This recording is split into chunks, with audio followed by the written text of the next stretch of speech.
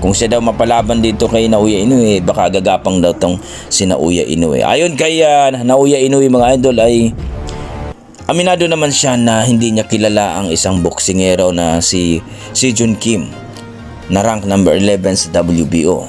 Wala daw siya magawa mga idol kundi labanan sapagkat ito daw yung binigay na replacement dito kay Sam Goodman.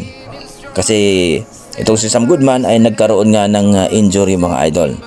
Ayon kay Naoya Inoue, gusto naman daw niyang labanan si Casimero pero ayon sa kanyang manager na si Ohashi mga idol o promoter sa Japan na kung saan ayaw nila kay Casimero dahil wala daw itong disiplina.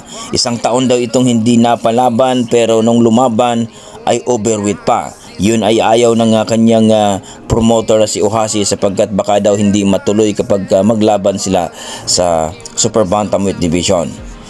Well mga idol, alam naman natin na medyo mahina ang promoter ni Casimero.